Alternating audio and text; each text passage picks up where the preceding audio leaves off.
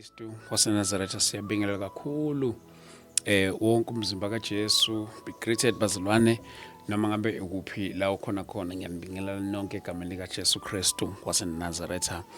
This is a Christian platform. If umzalwane ke ula usendaweni right kakhulu, yikho ke la sixoxa khona zonke izinto ezithinta umzalwane nezithinta ibandla kanjalo nezithinta umphakathi. Siyanibingelela kakhulu ke bazalwane. Siyanamukela kakhulu egameni lika Jesu Kristu waseNazaretha. Siyabonga kakhulu bazalwane, kuhlezi kuyintokozo ke ukuthi sibe nani la kule ndawo. Niyazi ke bazalwane bami, hlezi ngisho ngithi izinto ezifana lezi tax money, you buy data, you pay wifi njalo njalo, zonke lezi zinto ayikho into yamahala. Njengoba ubuka nawe kuyimali, njengoba nathi sila kuyimali njalo njalo. So ingakho singeke sayeka ni appreciate kakhulu.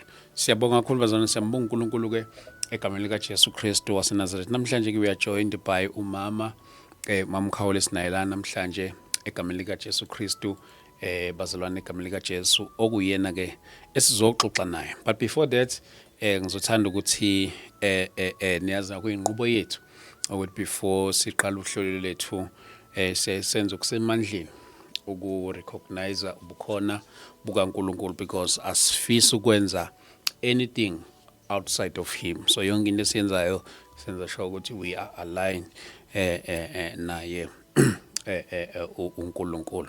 So ulapha ekhaya, would love you to pray along with us as siqala isession yethu yanamhlanje.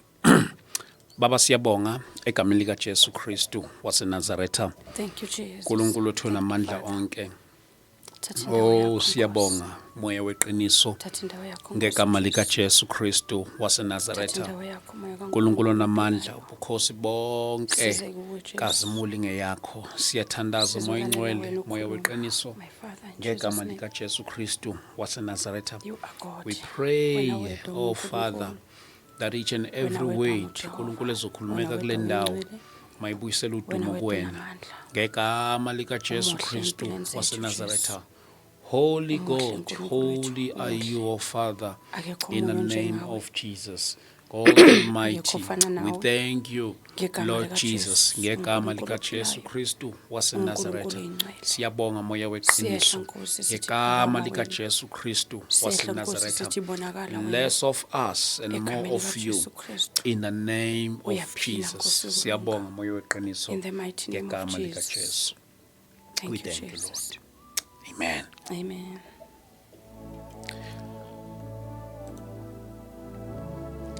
Siyabonga kakhulu bazalwane, siyambonga kakhulu uNkulunkulu egameni lika Jesu Kristu. Angithathele ithuba ke ngibingelele ke umama sinaye lapha namhlanje, umama uKhawula. Mama sibingelele. Amen baba, ninjani? Mama, ngomusa kaNkulunkulu siyaphila kakhulu, sibonga ukuthi uzoba nathi lapha namhlanje. Amen baba. Ni right kodwa mama? Siyaphila uJesu inkosi, usasigcinile, usasilondolozile. Kungumusa wakhe. Siyambonga kakhulu mama uNkulunkulu egameni lika Jesu. Mhlawumbe nakulabo abaqala ukubona mama namhlanje umama mayingasipha i-introduction yakhe. Alright. Lo okhulumayo intombi yakwaMkwena, uMamkwena, ulethiwe igama, oganele kwaKhawula, ushadele kwaKhawula. Ngisindisiwe ngumntwana kaNkulunkulu, ngathola umusa, ngathethelela izono. Amen. Mam uKhawula kodwa uganele kaKhawula ungamkwena. Anti abantu bamkwena beSuthu. Ngimusuthu ntati. Usasikhuluma iSuthu? Usasazi? Ngisasiseba ntati. Awusikhohle noma usungale phela uKhawula ngithi amaZulu. Ngisinyanisela itsweleng. Awu madashi. Akeke bekasilibala. Awusoze wasikhohle. Kanti iqiniso yini lento ukuthi uma usuke sewuganele kwenye indawo ilanguage yakhe hamba iphela, should ayiphili? Kuya ngokuthi ujwayele ukuyikhuluma kangakanani. Like for instance, mina kwami ilanguage yasekhaya kithi ayikhulunywa. My children are typical Zulus. Bayasithanda ke kodwa isiSuthu. Bakhulele khona la eFoslo. But bakhuliswa ngenqubo yesiZulu. So yeah. but uma ukwatile siyaphuma. Yeah noma ngathiwa besinyamalele siyabuya impela gcina sesiyiphumela sabonga uNkulunkulu mama kakhulu mama Mkhawula sebonga kakhulu mama ukuthi uma inkosi ibeke something ubone iplatform yethu kuyiyona efanelekile ukudlulisa umlayezo wakho asikuthathe kancane lokho mama ukuthi inkosi mawuthi ngenkosi ubone ukuthi hayi engathi yazi maningi ama platforms akusithi nakuphela kodwa uNkulunkulu mayisuke kubekile kuwena ukuthi ize lapha kuthina ukuze uzokhuluma nabantu asikuthathe kancane lokho mama siyabonga kakhulu mama mhlambe nje ngale komusha isikhathi sivele singena straight enkulumeni yethu esize ngayo lapha namhlanje egameni lika Jesu angazi ngingakuqalisa phi ngoba siza ngapha endleleni besihamba siyanpheka siyanpheka kodwa nje engikuzwayo nengikupick up ukuthi akusinto engaphela ngelanga namhlanje kuphela le kodwa uNkulunkulu uzosisiza ke ukuthi konke okufanele ukuthi kukhulumeke namhlanje kuzokhulumeka and if it caused us ukuthi siyenze a series of your testimony why not kwalani asiza ukuthi angeke sikubalekele lokho ke siyokwenza impela okusemandleni ukuthi kwenzeke amen useke zathi masikhuluma lapha na kwenye into wathi uthi ma describe your testimony uthi walala ngumprofeti wavuka isangoma madoda angazi noma mhlawumbe mangiqalisa lapho maybe I'll be ahead of you kodwa ke ngiyathanda ukuthi siqale nje la ekuthenini ukuthi la esuka khona but before that ngiyafisa ukuthi before ngiqalise nje umama namhlanje umama usindisiwe thanda uJesu kodwa sothi masixoxa bakhona into abazalwane bazozizwa in your journey of faith ezinye izinto ezenzakalile njalo ngingathanda mama ukuthi sivele siqale kuyona mhlawumbe ukuthi siqale ekuthenini ukuthi your encounter with ivangeli ulithole kanjani njalo zonke lezi zinto I think iyona foundation yethu eyayibaleka kakhulu leyo alright okay njoba sengishilo baba ukuthi ngumama Mkhawula osindisiwe amen ngiyakhonza futhi ngikhonza under ministry Wisdom Calls under umfundisi uNtulu uke wafika la ekhaya a very humble man of God amen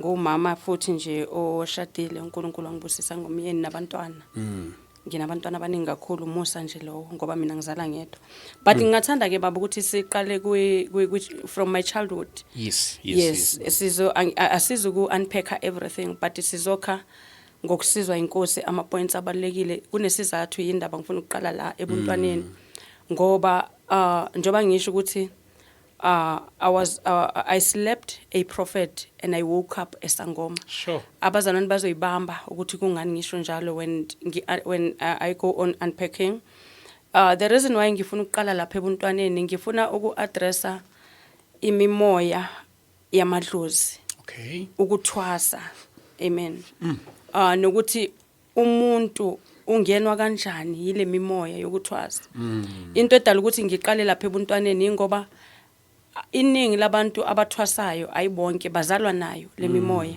sizo unpack ukuthi kungani bezalwa nayo and there's a lot that our children are going through and as parents singaboni for instance mina mangiqala ukuhlakanipha ngahlakanipha sengihlushwa ile mimoya I remember when I was a child my childhood I think I was around 6 years okuningi ngizokukhuluma baba umndeni wami uzokuthukela abantu bakithi abantu engikhule nabo abantu abangikhulisile abakwazi yes when I was a child nganginalento yokwesaba fear of unknown and my fear was very much spiritual because I did not understand ngangisaba ngalendlela yokuthi ngisho ukuphuma nje ngiye la ngaphandle ngedwa ngangisaba the reason why ngangisaba is because I always felt like I was not alone I heard voices I heard people who were talking to me but labantu engababoni and I couldn't go to abantu abadala I didn't even know ukuthi nginelungelo lokuya kubantu abadala ngithi ayibo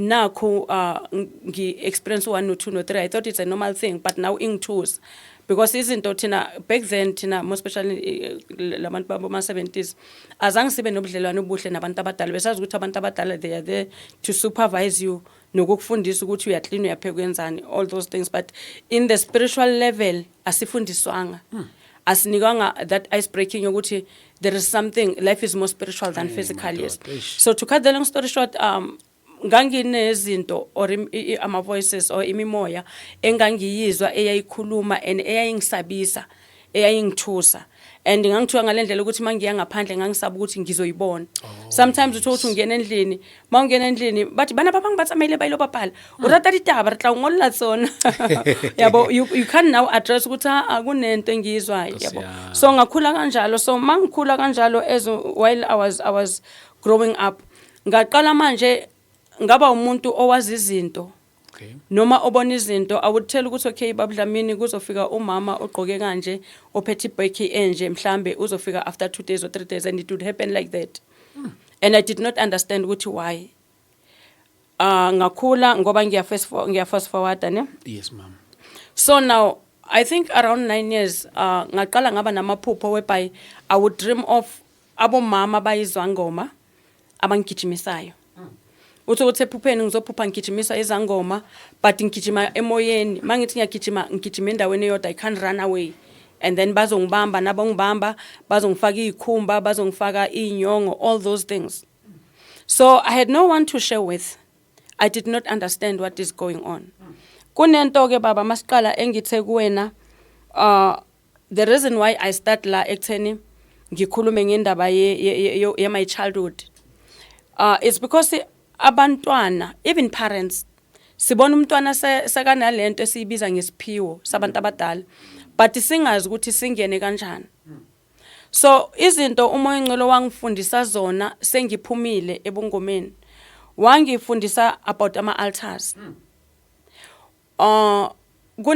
kunalento eyenzeka ngithwasile okay ngiye ngasindiswa ngisemusha 1995 I was still somewhere there angifuna abantu bacalculate iminyaka yami siyashesha kakhulu but ngangisesomuntu omusha ekusindisweni kwami ngisindiswa ngisesikolweni yes mangisindiswa ngisesikolweni there was ESCM ngashuma yezwa abantu abasha ngasindiswa kwasasine inkonzo esikolweni so my deliverance ngayithola kubantu abasha the importance ukuthi abantu abasha baliphila ivangeli insindiswa mangithola ngebandleni ngithola ngakubantu abadala so ngisindiswa nje nginale mimoya and then I got my deliverance and then after getting my deliverance uNkulunkulu wangisebenzisa ngathola ibandla ngakhonza yabo ngikhonza nje ngumntwana kaNkulunkulu ngisindisiwe ngithethelele izono in my mind I thought ukuthi I have escaped indaba yobungoma because I remember when I was growing up I was telling my mom because my mom was a sangoma so athi kimi mntana mangahamba because ngingedwa mina ekhaya athi mangishona ngifuna ukuthi uthathe izikhwama zami and I would tell her ukuthi angibuthandi ubungoma mina angeke ngize ngithathe izikhwama zakho athi awuna choice you are the only child so I remember kwakunokuba sasahlala eRathanda eTlipek kwakunokuba neimvuselelo I'm sorry ukuthi ngixamalaze ngine reason yes ngakuba neimvuselelo so I remember telling my mom ukuthi mina ngizobalekela ensindisweni ngingazi nokuthi ensindisweni I didn't even know where I took those words so nabafaka imvuselelo abantu ngizabecula bathu Jesu inkosi ngithi ngizobalekela kulabantu abathu Jesu inkosi I believe ukuthi uNkulunkulu wayeyibona inhliziyo yami wakuzwa ukukhala kwami ngingane ngaleso sikhathi so fast forward ngiyasindiswa mangisindiswa ngikhonza unkosi uNkulunkulu yangisebenzisa kakhulu but now ngikhulume ngama altars baba uNkulunkulu angifundise ngawo uma sengiphumile sengibuyile sengisensendisweni nayi into elimaza abantwana abaningi ukuthi abantwana baba namaphupho abantwana babona izinto zemimoya abantu abadala they are not aware even abantu abadala abahlushwa imimoya uma ubabudlamini ezalwa noma mina uma ngizalwa sizalelwa emakhaya anamasiko yes so mawuzalwa umntwana uyathathwa ayo introduce emsamo umntana makathathwa ayo introduce emsamo abantu abadala bathi bam introduce emadlozini abanye amasiko awafani bam introduce bamfaka isiphandla abanye bam introduce ngeenkukhu abanye ngezimvu abanye ngeimbuzi kuya ngamasiko nama races abazalwane bangangizwa kabi baba. I'm not embracing izinto zamadlozi, but I have to explain and to elaborate so that people can understand later on ukuthi mangikhuluma ngokunqamula ama-altars ngikhuluma ngani. And the importance yokuthi mawusosindisiwe, yes, igazi lika Jesu liyasindisa, liyaphilisa, but it's also important ukuyonqamula ama-altar. So now ngenkathi abakuyenzela imbeleko lapha ekhaya abantu bakasiba likhulu bekufaka isiphandla, they are not aware ukuthi they are making a covenant of the blood between you and certain spirit. In the physical realm ivela njengemoya enormal yamadlozi, but in the spiritual realm it's more deeper than that, because now they are introducing you to the marine kingdom, to the other world. So now ukuze ingxoxo yethu ingabinde kakhulu, ngasindiswa ngasebenzela uNkulunkulu, wangisebenzisa kakhulu baba uNkulunkulu. I think it's a testimony for another day. There are great things that the Lord has done. I don't know whether I should go step by step or mhlambe ngikhe phezulu, and then we'll come for this part, more especially ukusebenziswa uNkulunkulu. I think leyo mama yabona I'm interested kuzona zonke lezi. Yeah, kuningi kakhulu. Kodwa ke mhlambe kuleyo uNkulunkulu akulethele yona la namhlanje, uma ukuthi awuzelanga yona ngoba ngisho vela ngathi sizoyenza i-series ya yonke lento, mhlambe singayiboleka kancane kule uNkulunkulu akusebenzise kuyona kakhulu, and then sobe sesenza ke i-episode yayo nje separate. Yes ma'am. Mhlambe kodwa nje singaboleka lapha nalapha. Yes, now umntwana mayezalwa baba, wonke umntwana uzalwa efumbethe nesiphiwo. uNkulunkulu uyasipha isiphiwo. So now kunento njoba ngikhulile umoya ongcwele wangifundisa yona, wathi kimi as umntana kaNkulunkulu, as a Christian, noma ngabe umuphi umzalwane, all the Christian in fact, excuse me, wathi kimi isono siseduze kakhulu sila, wangivezela a vision yengalo. Wase ungisa kule scripture esiku Genesis la athi ku Kayini unyuku wabaleleni na, bese ethi kuye isono siseduze kwakho. Useyamchazela ukuthi akagade singambuzi. So usengibonisa ukuthi sila, and when the Holy Spirit speaks to me uthi uma uzwa amakhaza, this is the place eqala ukuza ukubanda. Uma ungathatha ingubo wamboza ingalo zakho, awuwezwa kakhulu amakhaza. Uma kushisa na indawo ozwela kuyo. So nesono as abantwana baNkulunkulu we can sense isono siseduze kakhulu. So every day simele ukusibusa because sila eduze nathi. Right. So now ukubuyela emuva la ngikhuluma khona ngokusetshenziswa uNkulunkulu, ngikhuluma khona ngama-altar, leyo kusebenziswa uNkulunkulu sizobuya kuye. But what I'm trying to say ukuthi ngasetshenziswa uNkulunkulu ekubeni angivalanga ama-altar. I didn't even know ukuthi kunama-altar mele avalwe. So uNkulunkulu wangisebenzisa kakhulu baba, kuningi sizongena kuko ngelinye ilanga, but ngine reason why ngilo ngigqizelela leyo ndawo kwakungawona amandla ami. I grow up spiritually, ngiyakhula kahle ekukhuleni kwami, kufinyelele la okuthi nasenkonzweni sengishadile ngiyaparticipate, ngiyasebenza kakhulu. I'm a prophet at church, uNkulunkulu uyasebenza kakhulu, yabo. So prior ngibele emuva kancane, before I became a prophet, ngiyenga ngahlangana nomyeni wami, ubaba abantwana bami, wangithanda, wasindiswa, sasindiswa, because ngahlangana naye angasindiswanga. Angisho kabi, kunomnyango owavuleka, uyabona, because now ngisuka kwelinye altar ngiyongena kwelinye, ngiku-altar la kaKristu now lokusindiswa, angivalanga i-altar lakithi la kaMkwene enga-introduce kulo, ngiyongena ku-altar la kwaKhawula, uyayibona. So now kunama-altar awu-3 manje amagama ami akuwo. This thing is very important. Yes. So now into eyenzakala kwavuleka le yaminyango yokuthwasa le engayibalekeli. Yeah. So ngagcina ngithwasa ke baba. Ekuthwaseni kwami ngithwasa nje angifuni, angithandi. Usathane ungiphoqelela ekuthwaseni ngenxa ukuthi sengikhulelwe. Ene indaba yami beyithi angizi kumzala umntwana, ngingalivuma ngidlozi. I was so sick ngalendlela yokuthi ngangakwazi ngisho ukuhamba. umntwana was at risk. So I was forced ukuthi manje angithwasa. Abanye abantu bangabuza ukuthi uNkulunkulu waye kuphi. Remember ngivula umnyango. Kunomnyango engawuvula. Spiritual. So now mawuvula umnyango vele uma uvula lo mnyango babudlamini kunomuntu ozongena kunezinto ezingenayo. Kunomoya ongenayo. Uyabona yonke into iba ne-access. Yes. So now ngizama ukunqamulela ngoba ngifuna ukufinyelela la kuleyo daba uNkulunkulu angithumelona. But I was just doing an introduction. Ngathwasa baba ekuthwaseni kwami nginomntwana omncane. Ngaqeda ngasebenza abantu. Ngisebenza abantu nje ngiyalazi iqiniso. Ngiyazi la ngibuya khona. So now uNkulunkulu wangenzela umusa baba ngokunye ngicabanga ukuthi ngiyaphupha.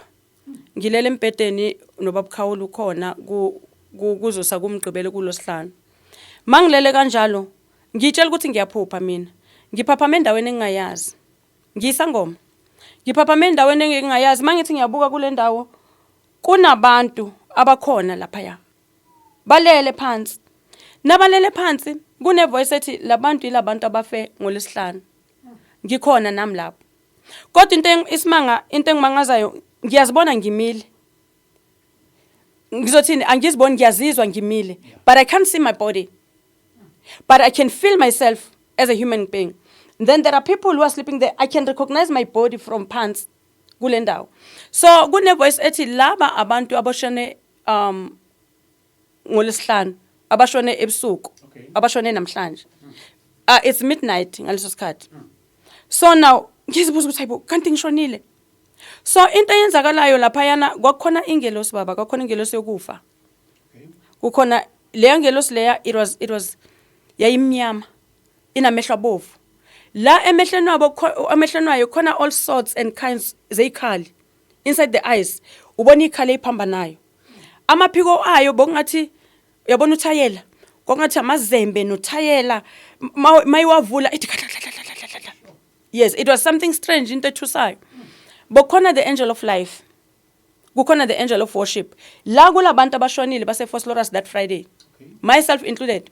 So now makhona le ngelosi lezi le ngelosi yokuphila iye yakhomba omunye ubhuti olele phansi.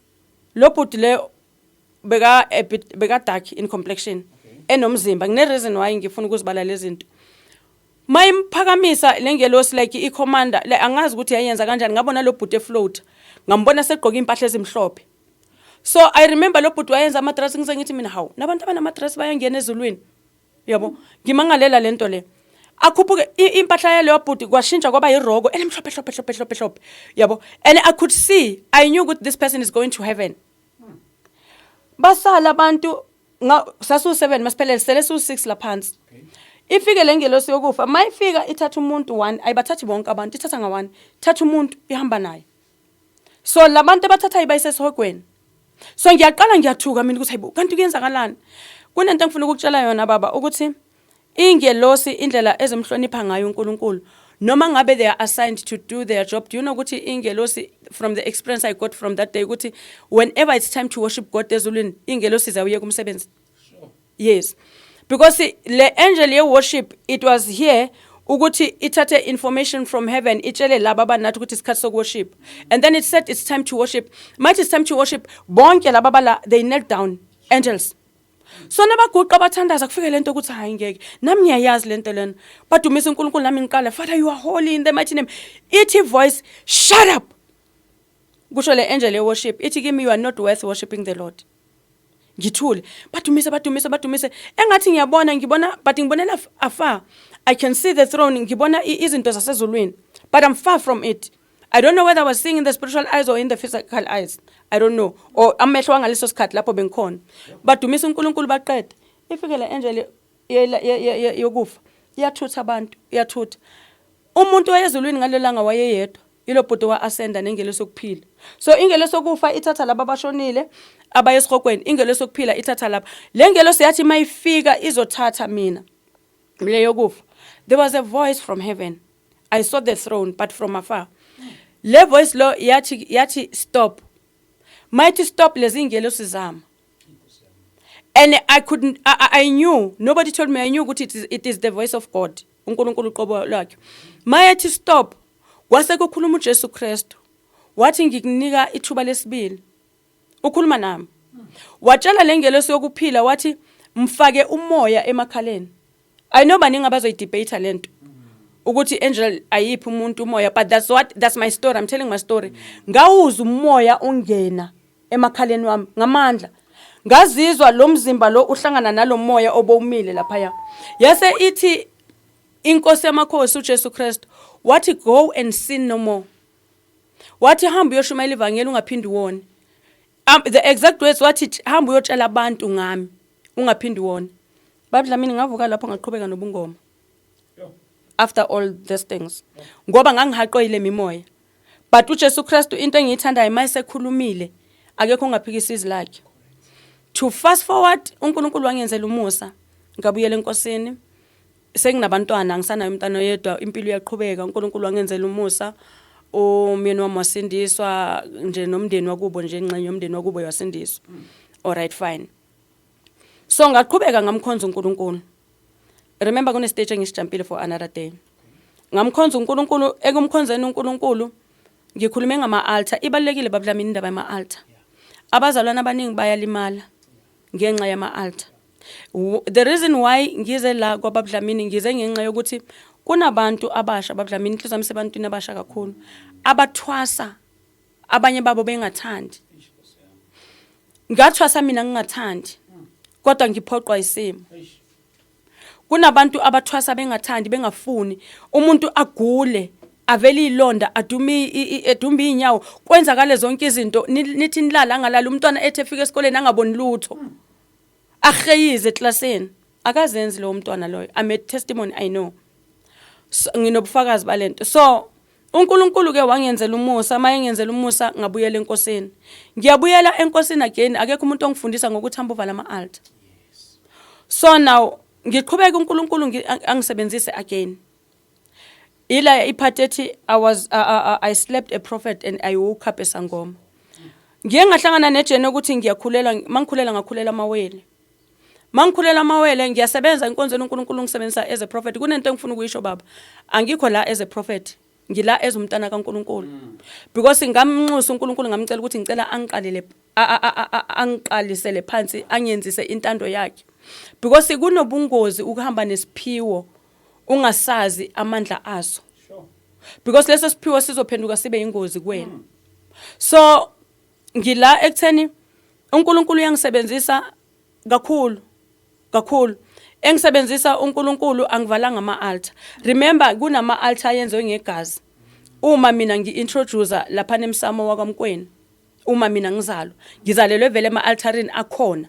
uyabona lento leyo ngasindiswa uNkulunkulu wangisebenzisa uNkulunkulu esengisebenzisa ngakhulela abantwana ngikhulela amawele bakhula abantwana ngiyabeza nabadlala bamawele ngiyahamba odokotela esibhedlela bayabona ukuthi okay amawele bayavela but kwayenzeka isimanga kwathi mangiyobeletha kwaphuma ingane yodwa ingane yami yanyamalala esweni omama bayazi uma ukhulelwe uma sozodeda kunalomshini wama heartbeat ofakwayo sengiyenzela uma abantu bangathi hayi mhlambe uvele wayekhulela umntana oyedwa ngangifaka lo mshini loyo amabhande emabili ama heartbeat erate ngendlela engafani ngoba abantwana noma bangaba mawela kodwa inhliziyo zabo ayishayi ngokufana kodwa ngathi ngazala ingane yodwa in other words the spirit took away imoya yamadlozi yathatha abantu umntanami ngisindisiwe ngaleso sikhathi and I found out later ukuthi bamthatha ngenxa ukuthi angifuni ukuyenza umsebenzi wabantu abadala as they call them okay fine wahamba umntana kwabahlungu saxola sesixolile ke kanjalo baba kwahamba kwathi umntana I think he was about 2 years lo omunye uyitwin wagula ngiyaseve ebandleni umyeni wami uyaseve ebandleni wagula umntwana mayegula umntwana uphathwa into esingayazi uyaphalaza umntwana mbabudlamini wagula kangangokuthi wabuyela ebuntwaneni ngamsikela ngabuyela ngambamba ikhanda ngalisikela ungcono umntwana othi makathi ulambile othi makagula angakufuni ukudla lo yamntwana wayethi mawukha ispoon abheka iplate mawufaka emlonyeni akhamise naye agwenya umoya mawuqala usondeza ispoon emlonyeni wakhe umthintisa emlonyeni aphalaza into ongayazi aphalaze kasuthu abamotele mpa apaqake isisu indlela ufuna ukudla kodwa engakhona samhambisa kodokotela wakhulekelwa umntana wangasinda kanti umntana ubambe umoya wama-altari. So sekwenzakalani kufika isikhathi la umyeni wami nabantu bemcebisa ukuthi awuhambe uyobheka ukuthi umntana wenzakalani ngayo ngendlela wayegula ngayo umntana waseze nephika. I remember this other Friday sifika nomyeni wami ekamereni simthola the child was gasping, his eyes were rolling, gasping in his own vomit. Ehamba nje impela. So bam-advise ke thatha umntana umise kuphi it was on Sunday umntana uyagula siyambona ukuthi uyahamba lo mntwana amthatha ubaba wakhe angasakhuluma ngene emotweni naye mangene emotweni ngiyalandela nami sihambe masahamba ngiyakhumbula kwakhona abazalwane sabashiya phakathi endlini wakhona umfundisi uButhelezi no Bishop Mkwena la ngisonta khona eqaleni ngikhonza khona bahambe aye kulo baba bamise kwe usathi sifika lapha ngingafuni nokungena lo baba lokwaze emotweni athi mntana mayike into ezokusiza ithani nje wena uyavuma ngoba nalo mntwana akangazi nalo mntwana uzomluza ene usathane baba usibamba ngezinto esizithandayo ngiyabathanda abantwana bami uNkulunkulu ngibusenga abantwana ngiyabathanda ene ngibuka lento ukuthi okay I lost a child already and I am losing a child no sathane uyashumayela ukuthi ubeka kuphi uNkulunkulu lahlekelwa umntwana you know. So now ngagcina ngivuma kanjalo ngicela ukutshela ukuthi baba Dlamini nganele ngafika endlini ngayenza lento lo baba sitshele yona athi sithi siyavuma umntana wami waphila ngathi akakaza gule. Into esayenza sathatha abantwana bonke saba introduce manje lo baba usinika impepho saba introducer saba emsamo ukuthi naba abantwana siyabanikela kwi-altar manje. Ngiqala futhi ngiyenzani manje ngibuyela kule point engithi I slept the prophet I woke up esangoma. Inkosi yami. And wangisheshisela imimoya yamadlozi ngalendlela yokuthi the following day ngase ngibhodla kwase ubona ukuthi manje angisho ngiyivumile le moya because uma umntana kaNkulunkulu uSatan cannot penetrate you unless nawe uyamnika ithuba. So I opened the door and said yes because I was not strong enough to lose my child. Uyayizwa lento le ngavuma wavuka umntwana wama ngenyawo gelekeqe waphila saka zangaphila aphinda goli yaqala le moya yasebenza mina manje sengiphathwa izandla ngiphathwa yinyawo zifuna ubuhlalo le moya ifuna ubuhlalo ngiyabuphupha ubuhlalo ngibthenge sambe komunye ubaba engeke ngimusho ubhuti owayeyinyanga lapho aphahlela ubuhlalo angifake bona imimoya ayifuna ukufihlwa baba. Mangihamba emall manje angisho abantu ngiyashumayela phela ngiyaziwa ukuthi umprofeti lona mangihamba emall isama abantu bazobona ngifaka ubuhlalo ngangifaka ijezi ngibambe kanje because ngangalali izandla lapha nenyaweni ngifaka amasokisi asidudla ngifaka isikete eside ukuthi abantu noma abahlangana nami bangaboni ukuthi umprofeti uyathwasa kwakunzima kakhulu empilweni yami usathana ngibambe ngento engiyithandayo ngibambe ngabantwana bami. So ngifuna ukuthi ngizomemezela la uJesu ophilisayo ngizomemezela baba uJesu okhululayo ngithwasile to fast forward ngasebenza kakhulu kunento baba engifuna ukuyisho yokuthi uNkulunkulu nomusa uNkulunkulu othando kunento engifuna ukuyigcizelela kubalaleli ukuthi uma uJesu wasindise yami impilo ngiyazazi la ngibuya khona he is God, he is very powerful. La angikhiphe khona ngisebenze ngabantu baba kangangokuthi ku-area engangihlala kuyo abantu bebazi ukuthi kunesangoma esingathinto and uSathane maye ezokusebenzisa uzosebenzisa isiphiwo. Remember I spoke about iphiwo uNkulunkulu akuphesona ngangiyisangoma esimanga ngangiyisangoma esingasebenzisi imithi because the enemy was using my gift and ngangiyisangoma esibonayo abantu baye basho ukuthi hayi kuvele especially sesindisiwe izangoma zinamanga izangoma zithini angiphakamisa ubungoma kodwa uSathane uyakwazi ukumanipulate igift yomuntu isebenzele yena. Ngangibona izinto ezaccurate umuntu mayefika endumbeni yami wayengahambe ngaphilanga kodwa kunezwe lithi kusizani ukuzuza izwe lonke ulahlekelwe ukuphila kwakho. So le message baba akusiya wonke umuntu. Le message eyomuntu othi ngikhathele lento engiyo angisayifuni. Le message eyomuntu othi mina ngikuprocess yokuyothwasa ngiyathwasa kodwa ngithandi. Le message eyomuntu othi mamkhawula lo Jesu wakho ngiyamdinga Because noma siyathanda baba noma sithandi, life is more spiritual than physical. La kulomhlaba wonke umuntu akazange ukuzophila la. Isikhathi sisondele impawu uJesu Kristu azisho ukuthi makufika insuku zogcina sobona ngazo zifezakele. Noma siyavuma noma asizivumi noma siyazikholwa noma asizikholwa kodwa yena useduze kakhulu. So into eyayenzeka baba ngisebenza kanjalo okunye ngizokunqamula naloko sikuxoxe emotweni ngizohamba nginqamule. Yes. But ngifuna ukuthi ngabona inkosi yamakhosi ngiyisangoma. Kodwa ngambona ngiphupha. Ngilele ngiyaphupha mangiphupha ngathi ulosithathu. Mangathi ulosithathu ngaba 6 yabona sama 6 ukuthi kuyakhanya. Ngizwa umsindo la ngaphandle. Ngizwa abantu bathayibo bakhala nje bayakhala abantu bayakhala bayamemeza ngiphume ngithi hayibo ngifuna ukubona ukuthi labantu bameza yabo ukuthuka ukuthi hayibo kuyenzakalani. Mangiphuma ngifica abantu abanye bathwele izandla ekhanda. Excuse me, wakhona umunye ubhuti othi unkosi yami uthwele izandla ekhanda. Khona umunye usisi oguqule nje waye dark in complexion. Uyakhala uthi hayibo kanti bekuyiqinisa ukuthi uJesu uyabuya. Makasho kanjalo kugcwele abantu babheke phezulu nami ngibheke phezulu. Mangibheka phezulu ngayibona inkosi yamakhosi ime phezulu. Mangimbona baba beke emhlophe njengeqhwa. La eceleni kwakhe kunama chariots ehamba ngamahashi emkhulu more than the size of a human being. Emhlophe qwa. Abantu uJesu mababona bambona ngendlela efanayo mina ngambona emhlophe engathi umbethifu yabona ifule njani.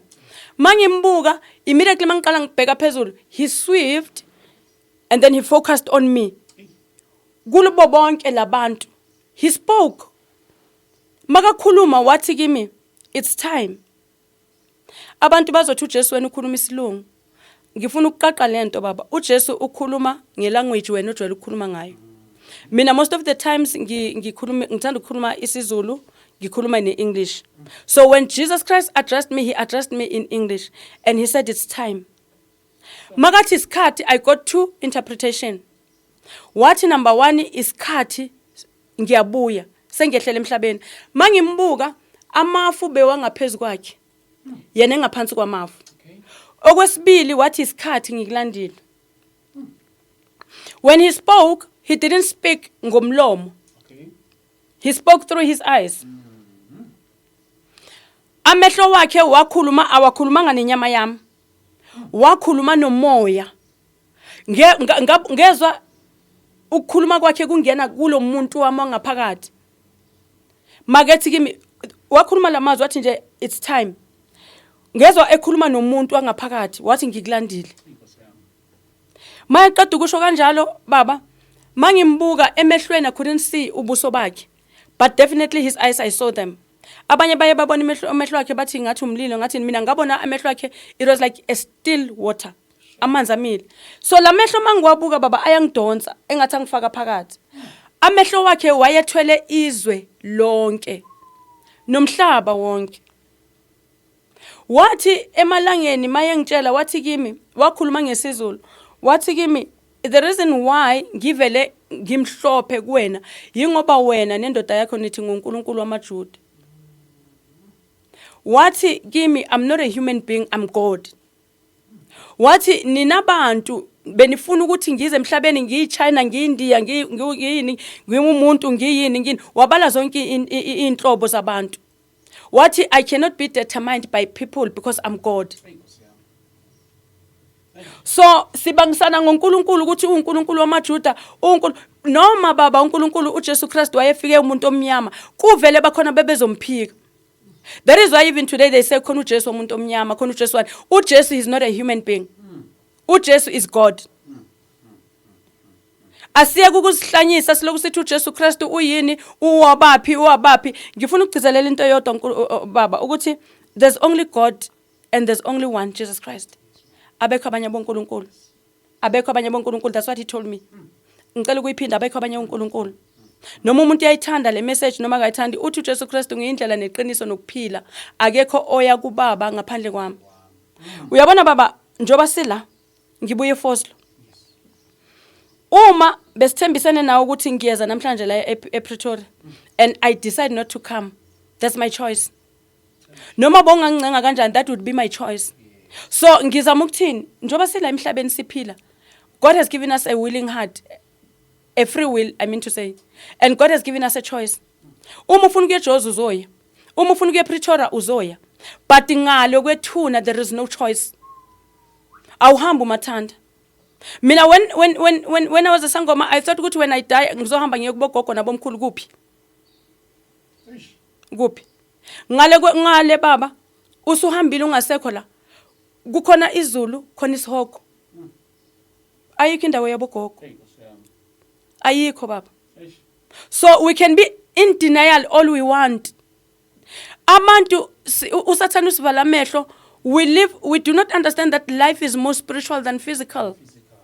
We live as if singabantu benyama. Le message iyana kubantu abangakamamukeli uJesu njengenkosi nomsindisi. Mangifakazela abantu, most of people bathi mina bengicabanga ukuthi mangifa umoya wami uzoyizulela nje uyigadela. Akuna moya ozulayo. Uthi uJesu ngiyindlela neqiniso nokuphila.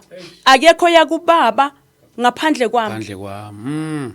So abantu into abamele bayi understand ukuthi uJesu Kristu ufana nepassport. That's it. Ngale kwethuna if mawufika ngala uyiphethanga ipassport yasezulwini you shall never enter. That's it. Ngithi mangidemonstrate isihogo ngithi isihogo si dumping. La uNkulunkulu alahla zonke izibi khona. I dumping la uNkulunkulu alahla ubu unholy khona. The word of the Lord says, be ye holy for I am holy. So if you are not holy and you die without meeting Jesus Christ as your passport, there's a dumping somewhere for you. Uma wena uzakhele abanye onkulunkulu, there's a dumping for you. Uthi mawufunda encwadini yabaRoma chapter 8, uthi abantu bayikhandele onkulunkulu. Uthi bakhonza engikudalile. Bese uyabalethi bakhonza inyoni, bakhonza izihlahla, bakhonza abantu. Uthi bangithathile bangilinganisa nendalo engiyidalile. Noma singaba nabo abanye onkulunkulu sibanike amagama. Abanayo ipassport, abonkulunkulu bomhlaba. Abonkulunkulu bomhlaba. Uyedwa uNkulunkulu uJesu oyindlela neqiniso nokuphila. Ngibuyele la ke baba. So now ngambona kuJesu Kristu lapha emafeni. Mangimbona uJesu Kristu mangiphaphama. Ngiphaphama ngiyabona ukuthi maye kusho ukuthi bengiphupha. Ngiyisangoma njalo. Ngiqhubekele nempilo yami. But iyangidla lento engiyibonile lapha because you can never meet Jesus Christ and be the same. Ngiyangithi mina I'm one of people ubaba okuthiwa uNkulunkulu uyaphathwa stress abake bamphathisa uNkulunkulu stress. But fortunately enough I don't think God stresses because he's the God onothando. So now kwahamba isikhathi baba uNkulunkulu wangenzela umusa. After that, after months, Jesus Christ came. Wafika kimi angisaphuphi ke manje. He came as in I can't say physically because I did not see him, but I heard him. Wafika baba 3 days ulandelana. Wafika kuLosithathu, wafika kuLosine, wafika kuMgqibelo. And then when he came, wangivala ukuya endumbeni. I couldn't go endumbeni anymore. Wavala abantu abazo consult. Uma kwenzekile umuntu wazofona ngangicika ngendlela ukuthi ngingazi ukuthi kuyenzakalani. Ngivele ngitshela umuntu ukuthi angikho ngikhona. So now indaba yami sekutheni ngayitshela ukuthi hayi man mhlambe labathakathi laba bebele kube ngithakatha seze baphumelele because bebazi ukuthi akekho like angihlulwa vele. Nginalento engiyiphiwe vele angihlulwa. Izinto zabo ngiyazikhipha. Ngala mandla ngicabanga ukuthi amandla kaNkulunkulu. So I thought ukuthi it's that. So now kuhambe isikhathi mangihlangana noJesu esezongitshela ukuthi this is me ovalele izinto. Wathi mayefika baba he told me isimanga before he tells me that yabona makuthiwa in a twinkle of an eye all the ancestral spirits that were in me, all of them they vanished. Hey Nkosi yami. All of them. Yabona mawucwayiza half a second. Ukufika kaJesu Kristu wonke abomkhulu laba benginabo ontabayezwe onyoni yamanzi okhiwakhiwani omathefula ngibuza amagama amadlozi engangicanga ukuthi nginawo. And then he told me ukuthi in me I had 37,000 demons. Sure. 37,000 spiritual demons. Yes. Ancestral spirits. So now umbuzo babusa kutheni uma lo moya kumoya kaNkulunkulu, why did they run away when Jesus Christ came? Up to today ngaye kangalelo langa ukubhodla, ngaye kalelo langa ukuzamula. Up to today azange ngithole nethuba lokuthi kuthiwa hayi animemseni kumfundisi ukuthi mina amkhulekele ku manifest amademon. They ran away, all of them, 37,000 gone. Gone. Ahamba kanjani mangabe umoya kaNkulunkulu? Ngicela sicheke baba ukuthi ahamba kanjani. Yini lento ebalekisa lemimoya uma kuyimoya kaNkulunkulu? Ngicela siye la kuyincwadi yaka Leviticus, inkohlo ibuko zami lapha nesikhwameni phatha kunankinga. Ngiyacabanga baba ku Leviticus chapter 19 ezokufunda anyway kuzona ezamehlo. Leviticus chapter 19 ngiyithanda ngesizulu. Verse 28. Yini le ebalekisa imimoya yamadlozi? Uthi lithi izlenkosi aniyi kuzigcaba emizimbeni yenu ngenxa yabafileyo. Ningazilobi amabala nginguJehova. English. Do not cut your bodies. Let me do this. Do not cut your bodies for the dead or put tattoo marks on yourselves. I am the Lord. Amen. That is an NIV. Yes. Yeah. Lithi akese la ku verse 30. Anogcina amasabatha ami nihloniphe indlu yami engcwele nginguJehova. So lemimoya ibalekisa ubungcwele. Yini ngithe mina yini lebalekisa lemimoya? Ibalekisa ubungcwele. Uthi anogcina amasabatha ami nihloniphe indlu yami engcwele nginguJehova. Verse 31. Ningaphendukeli kwabanamadlozi nakuba thakathi. Ningabafuni ukuba ningcoliswe yibo nginguJehova uNkulunkulu wenu. Do not turn to mediums or seek out spirits, for you will be defiled by them. I am your Lord, your God. Uma baba lemimoya imimoya yabokhokho bethu imimoya eclean isingcolisa kanjani? Yingani inkosi ithi iyasingcolisa singazingcolisi ngayo. And then into engiyifundile in all the scriptures baba ezikhuluma ngemoya yamadlozi, uNkulunkulu associates imoya yamadlozi nobuthakathi. Lithi le verse leli mawufuna ningaphendukeli kwabanamadlozi nakubathakathi. When you read Deuteronomy chapter 18 verse 9. Yes. Deuteronomy chapter 18 verse 9. Lithi ke izwenkosi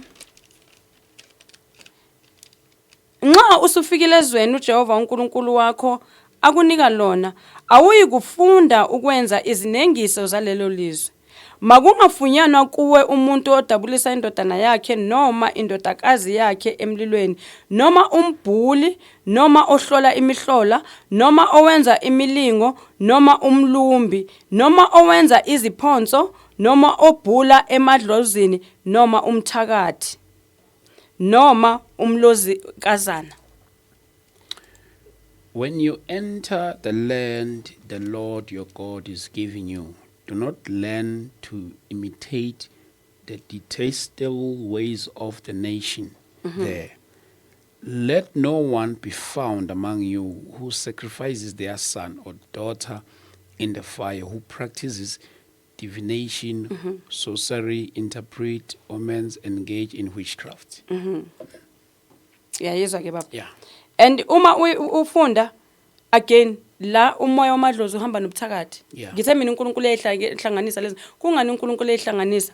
Because in the physical world ivela njengemoya ehlukile, but in the spiritual world isource yayo iwodwa.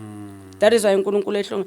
And uqala ngokuthi Nxa usufikile kulelezo uJehova uNkulunkulu wakho akunika lona, awuyi kufunda ukwenza izinengiso. Useyayibala lezi nengiso, ubala ngisho abalozikazi, abalozi laba abashaya ikhwelo. Uyababala nabo. Kungani uNkulunkulu mangabe lemimoya, imoya eclean ayibiza ngokuthi imoya yesinengiso? Ngithe mina baba le message le ayabantu abathi ngithwase ngingathandi. Eyabantu abathi amine process yokuthwasa ngihlushwa imimoya. Ngifuna ukubatshela ukuthi uJesu khona uyakhulula. Yes. So we are going to tackle baba ukuthi how do you come against the spirits? Yeah. How do you destroy the spirits? Ngiqedelele udaba lami uma uJesu Kristu esengikhulula. Esengikhululile ngibona lemimoya engaya like efika esusa lemimoya owaye wangitshela wathi it was 37,000 demons in me. Ish. Njoba ngichaza ukuthi azangiphinde ngibhodla, azangiphinde ngithini, ngakhipha ubuhlalo ngayenzani, uSathane wangishaya ngabantwana bami. Ngiyibalelani lento lo wangishaya ngomntanami. Angisho uSathane uyazi ukuthi iweakness yami abantwana. My firstborn wagula, umntanami indlela lo mntana wayegula ngayo baba, he's turning 21 ngoNovember. Indlela lo mntana wagula ngayo wayehamba. I remember odokotela bavalile samhambisa eclinic. Ngathi mangifika eclinic wathi lo sister lo ayikho into esizosiza ngalo mntwana uzohamba mama. Lo mntwana lo khwele imimoya. Ukholelwaphi if uyakhonza biza uNkulunkulu wakho if ukholelwa emadlozini amboshisa impepho. La ayikho into esizomsiza ngayo. Egula umntwana eqhunqa eminyama thu. Egula. Ngathi ngatshela lo sister ngathi ngamukela uJesu njengenkosi nomsindisi. Sengisindisiwe. Wathi iphi indumba yakho ngathi khona endlini wathi hamba uyishisa. Ngitshela umuntu ongakholwa. Sahamba baba sathi masifika endlini ngamkhulekela umntwana ngafonela umfundisi Buthelezi omkhulekela umntwana. Erola phansi sezikhohliwe nokuthi konje ubani the way that child was sick. Ehamba impela. Sasibeka isandla la emsipheni. Uma ususa isandla wayenqamukela umoya. Ngiyaremember wangena ku group ye family yabantu abasha bakubo wayenza imessage yokuvalelisa enqamukela umoya azange ayiqede le message. Kwafika kimi ukuthi angamukelise lo mntwana inkosi nje uJesu Kristu inkosi nomsindisi. Andikuba ngimamukelise uthi mfowabo ma uyagula utalent. Awusakwazi nokuthi mhlambe uyemsamo uyomcelela ngoba bebazi ukuthi imimoya yami ebeyisebenza ngami isebenza nhloboni because I had introduced my children. They understood, they knew amadlozi ayikimi even nangamagama. Maliqala livuka uthi okay lo unyoni amanzi lo mathefula lo bani bebabazi. Uyayibona? So now athi hamba uyophahla kumkhulu ucela ukuthi at least ngithi mntanami noma ngabe ngiyathanda ukuphahla kunento engibambile angisakhona ukemsamo. Kunalamandla baba wayengibambile ngawazi ukuthi amandla wakuphi because you can never meet Jesus Christ and be the same again. Sure. Uyakhulula uJesu Kristu. So now into eyayenzeka wathi umfana wami wathi mama ngabe imoya yamadlozi le ngigulisa kangaka sengingamane ngife ngifele enkosini ngicela ungiphe uJesu wakho. Ngamenza sinner's prayer ngamfundela uJohn 3:16 wamukela uJesu wagula still umntwana. Lento yenzeka ngeprocess eyodwa within an hour ugulela ukufa. Kwaba nevoice ekhuluma nami angazi buyaphi yathi kimi hamba amboshisa indumba 11:30 ebusuku. Ngaya ngaphandle baba ngathuma omunye wabafana bamba donsi iBrestand. Ngakhipha baba indumba yabona angishanga nokukodwa. Kwakhona ngishisa izinto ezintsha ngashisa indumba yonke. Yangizwe singithini? Yonke baba. Ngashisa indumba ngishisa isipeleti sakhona ngisho inaliti encane. Ngashisa yonke into. Ngaphahlaza amakhamba yonke into ngayishisa. Ngase ngiqalile ke nokuthenga imithi nami ngifuna ukuba ile sangoma esisemgangathweni ukusebenzisa imithi noma bengingayisebenzisi yayihleli nje endumbeni. Ngicela ukutshela baba ukuthi ngathi sengikhuleka siyakhuleka nabantwana bayakhuleka ngathi ngishisa kusha sokuqala kuphela kungasabonakala ukuthi ini yini. Umntana wathi hamba nobiza uma ngiyaphila. Ngiphilile. Up to this day that child is alive. Yo. Abantwana bami bayaphila bonke. So now if iyayamba ukuthi bazosindiswa kanjani because bagxilile emadlozini, the Lord is merciful, the Lord is graceful. Abantwana bami basindiswa nebasindiswa bonke. I have 7 kids in the house. Sure. 2 girls and 5 boys. Basindiswa bonke, even the youngest one, 10-year-old bonke. Mangikhuluma ngensindiso baba hayi ukuthi umntwana akulandela enkonzweni.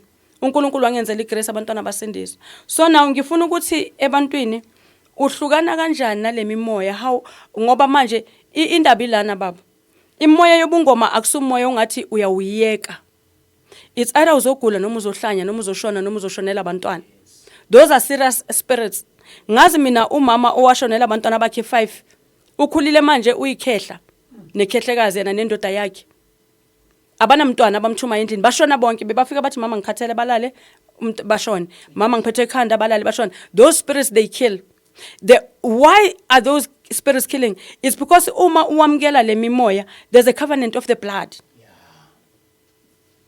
abanye akakayamkeli lemimoya leya covenant yasekhaya mhlabe beintroduce ngempepho behlaba inkukhu that was a covenant of the blood mhlabe behlaba imbuzi bekufaka imbuzi isiphandla that was the covenant of the blood and when you think ukuthi thina ezabazali si introduce abantwana kokhokho bethu abokhokho bethu abekho lapha ya remember ngithe there are two ways ngale akukho ukuziphatha ayikho into yabantu abadala ngale khona there is hell there is heaven phelele ngale kwethuna so now when you introduce these children when you think you are introducing them to your ancestors are in heaven or are in hell you are introducing the spirit to the foreign spirits lo mntwana you introduce to the foreign spirits so now uyakhula lo mntwana ukhula uhlushwa ile mimoya yokuthwasa ayinqandeki yile la altar lenza ukuthi inganqandeki so into umoya ingcele owangifundisa yona baba because ngithwase kabili and now my worry was yini lento yenza ukuthi ngisindiswe ngimthanda uNkulunkulu ngivele ngibuyele ngiyothwasa kuyenza yini kwakubhlungu others can say hayi ngoba vele wa weak spiritually you're not strong enough you're not praying enough that's not true I used to fast mina baba I would fast 2 months full 1 month dry fasting 1 month drinking ama liquids and God did wonders but ialtar ngoba akekho umuntu wayeliphula owaliphula lalimile so mase ngibuyile inkosi singibuyisa usethi umoya kaNkuluNkulu kimi na into yenza ukuthi ubuyele ebungomeni hamba uyokhipha igama lakho from the marine kingdom go and cancel your name go and cancel your family's name your children's name from these 3 altars from these 2 altars i-altar lakini i-altar lasemzini wakho go and destroy those altars and before what destroyer take yourself out because uma bekubiza angisho ngesintu kuye kuthiwa umuntu ubiza ukuhambeni abantu bakubo but the spirits bakubiza kwikhamba eli spiritual ukuthi lethiwe buya iqale lemimoya manje ikuhluphe yes ngenxa yesivumelwano the introduction ayenziwa usamncane so now uthi moya ingcele go ngena ku 14 days of prayer nabantwana and in your destroyer niyokhipha amagamenu number 1 abantu ngathi bangayibhala le ukhipha amagamenu you renounce yourselves from those altars number 2 uyo destroyer those altars up to the 4th generation ibambekile baba uyo destroyer those altars that's number 2 after uwa destroyile lama altars you seal them with the blood of Jesus iskhiya esunqo angisho ama altar wegazi wa destroyer ngegazi usethi kimi mawuqeda ukuwa destroyer bese uyoqala ialtar elisha lika Kristu there's an altar kwa Kristu uliqala kanjani umoya ingcelo wasimisela inkonzo kwa lapha endlini yomkhuleko 7 o'clock njalo ekhaya siyakhuleka asikhuleke kuphela kuyinkonzo ialtar uNkulunkulu wasakhela lona because awukwazi ukuphuma kwelinye altar uhlale nje kumele uphume ealtar ungene ealtar legazi lika Jesu that's how you destroy ama altars umuntu ongasindiswanga umuntu othi angisawafuni angisayifuni lemimoya yena ke udinga umuntu kasithu bari atla mutatayisa who will take him through but aya destroyeka lawo ma altar baba I'm a living example ukuthi aya destroyeka there's a pastor oye wangitshela wathi yazi mama ngiyaxakeka abantwana bami bahlupha u1 no2 no3 no4 understand kanjani ngomfundisi ngathi baba angisho sikhulise ngabantu abamnyama khona la sibuya khona hamba ovala musu kuphuma kuphela awukwazi ukuthi baba Dlamini uthi uhamba njengoba boyongilanda labo yongilanda khona uhamba ushiya uvulile iminyango uvulile amasango utlinile uqedile kuyongena idust kuyongena igebe kuyongena yonke into close the door phuma uvala umnyango uvula omunye umnyango so that you can be secured. So ngizamile ukuthi baba ngibunqamlele ubufakazi bami ukusho nje ebantwini ukuthi ukhona uJesu osindisayo ukhona uJesu okhululayo nokubaluleka ke kokunqamula lawo ma-altar. Yes. So mase ngibuyile baba kune message uNkulunkulu sengiyivala le Okay. yama yokuthwasa kwami Yes. nokuthi kuyaphumeka angihlushwa ilutho ke baba angihlushwa umoya angihlushwa idlozi. I was about to ask that. Yeah ayikho into engihlupha ngilala njengengane angihlushwa igundane eligijima phezulu kwendlu kwayimfene engangihlala ngilwa nazo angilwi nazo angivuki ngikhathele ayikho nje into engihluphayo ngiphilile saka and I'm not going back because finally ngibonile ukuthi okay now umnyango kwakumele ngiwuvale. Yes so ngifuna ukuthi kubazalwane uyavaleka lo umnyango and nawe as umuntu osindisiwe owazi ukuthi ekhaya kwakukhonza amadlozi hamba uyivala le umnyango. It's important abantu ukuthi emakhaya bawivale. So sengisindisiwe ke baba ngabuya uJesu Kristu wathi mayeqeda ukungisindisa wathi wangipha imessage wathi kimi isikhathi sokuqoqa. Okay. So mayethi kimi isikhathi sokuqoqa I did not understand what was his meaning. Yebo. So umoya engcele uyafika kuphi message bese ahambe abuye ngokubuya ezokuchazela. So wase ungibonisa something mangibuyela enkosini ziningi izinto uJesu Kristu remember ngithe ngasindiswa kudala ngama 90s and uNkulunkulu wangisebenzisa so ngangumzalwane othanda uNkulunkulu but oyenza noma yikanjani izinto not in terms of isono angifuni ukuthi kube ngathi kunabazalwane engibagxekayo baba ngizama ukunabikenisa not in terms of sin but in terms of modesty in terms of izinto engizenzayo ezumntana kaNkulunkulu. So now when I came back I remember ngiqala ukuya enkonzweni ngangiluke ama singles batho pelepele. Okay. Ama singles are blonde. Okay. Yes afana nje nale goldish wakho we-mic. Okay. So mangiqeda ukugeza ngenkonzweni hawu ngiyageza ngiyaqeda ngizibukile ebathroom yami uthi umoya engcele kimi thwala ekhanda usethi kimi njengomfazi oshadile. Hawu okay hayi ngabi nawari ke baba ngithatha iduku vele ngithwale ngilengisa ama singles wami athi kimfihla lento sekhanda. Hawu uyabona ukuthi kusha konke manje sekuvuka lento ukuthi ayibo kade ngake ngasindiswa lokhu kusha ngikwazi ngempela.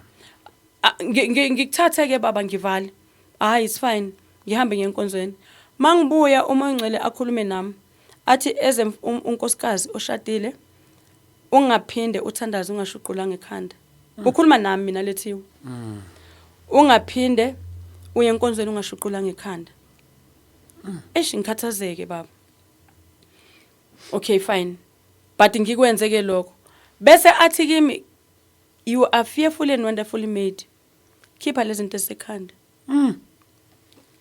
I made you complete like the Lord started a new journey with me completely. Ngikhathazeke manje umntanami wayeqala nokungiqhina mara ngiwakhiphe lama singles ukunqamlela baba mina ngangisithandela makeup angisho masikhula we enhance our beauty. Yes exactly.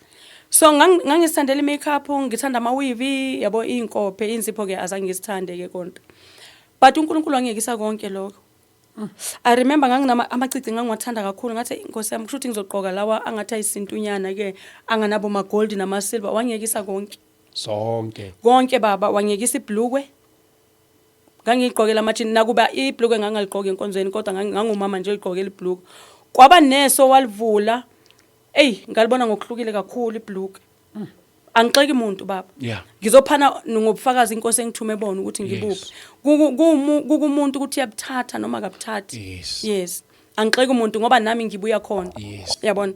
So ngase ngiyakhathazeka mase ngiyekisa nalamacici wami ukuthi awu inkosi njani yazi baba wangikhulumela i-message abantu abazothi it's not scriptural ikuphi eBhayibhelini wathi kimi ilayo wafaka wathi kimi ngibuza ukuthi hawu nakhona ngangingabuza inkosi ngangiyibuzela within me ukuthi hawu baba kuza kanjani kodwa ngoba ngangisindisiwe, the Lord has done so much engisebenzisa.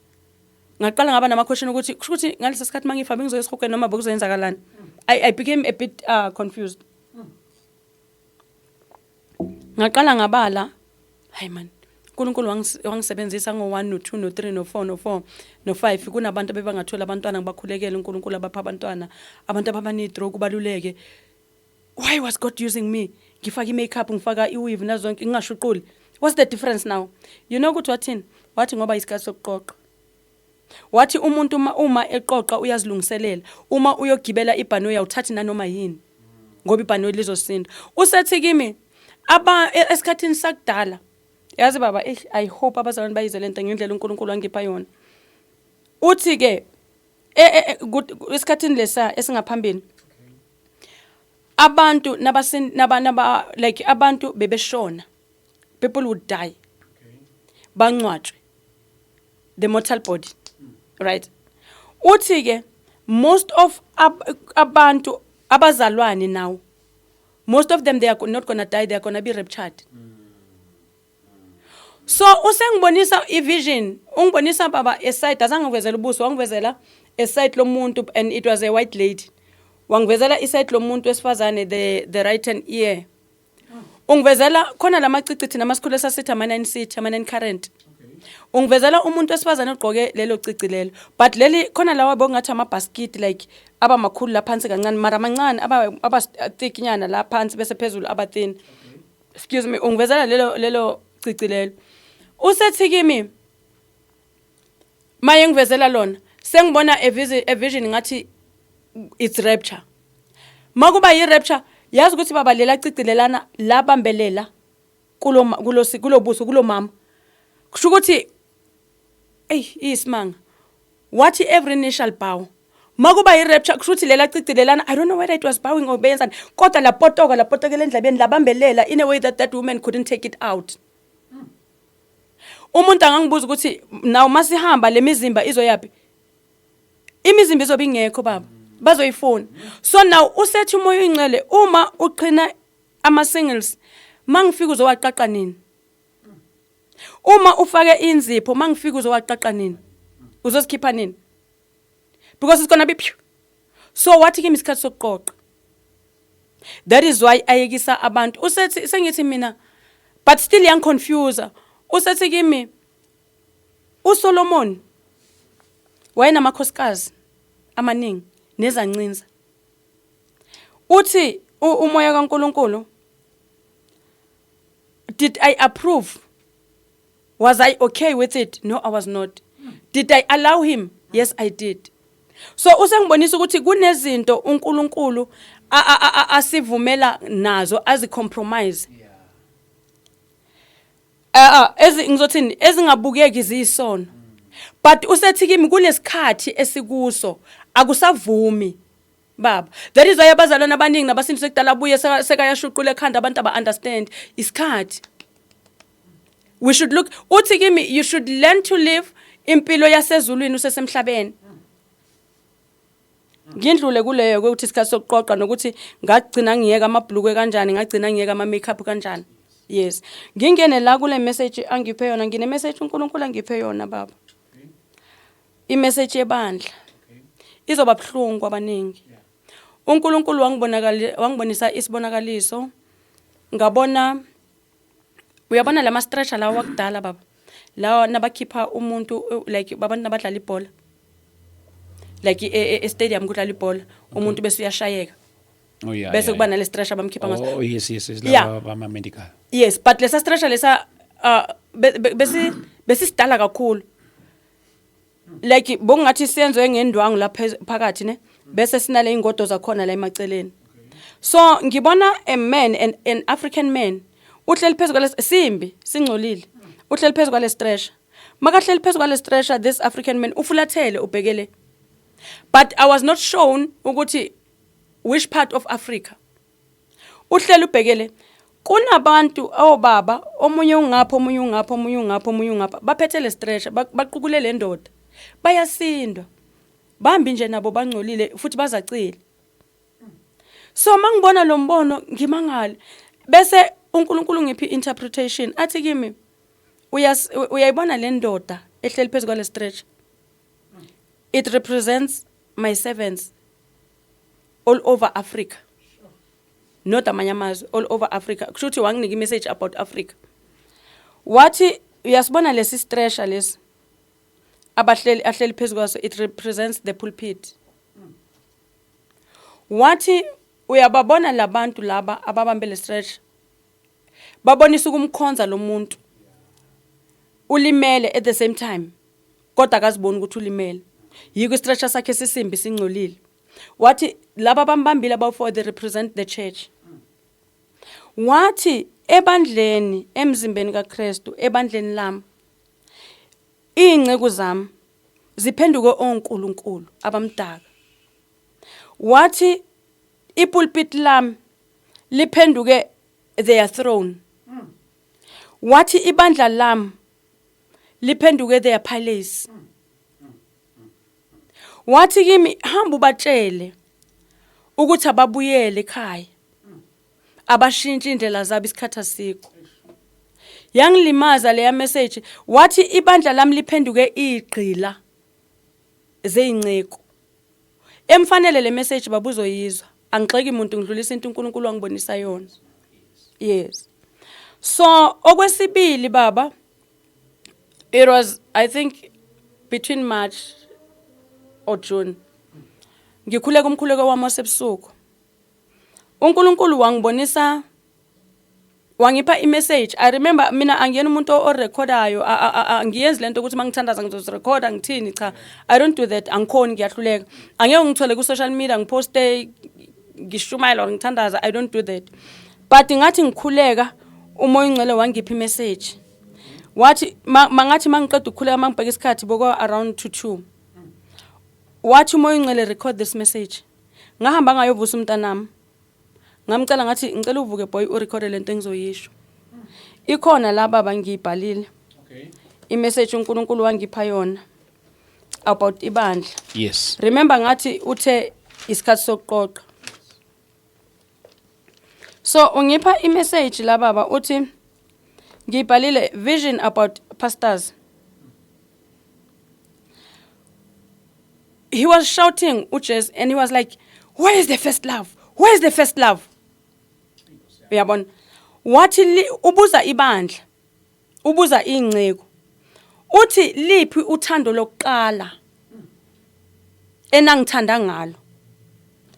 Mayiqeda uthi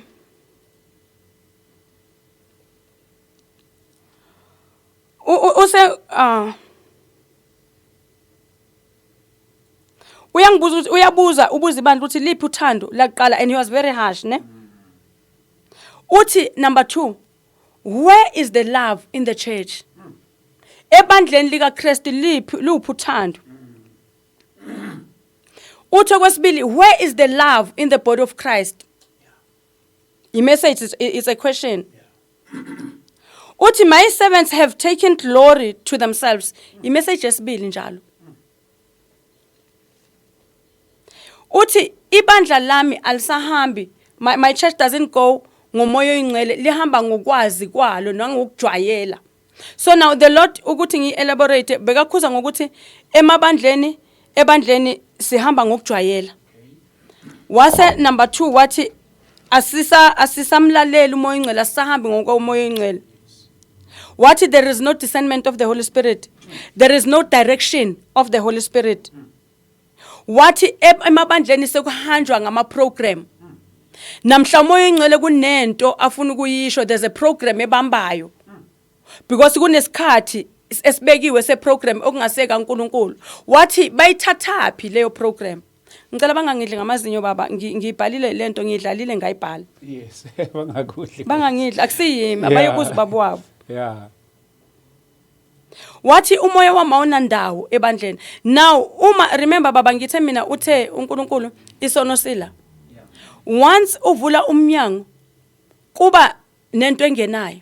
So now ask yourself, if the Holy Spirit is not in the church, but yet people are still speaking in tongues, but yet people are still seeing things, umuphi lo moya? Na into baba aye wakhala kakhulu ngayo yaze yangizwisa ubuhlungu. Uthe kimi, the body of Christ is not united.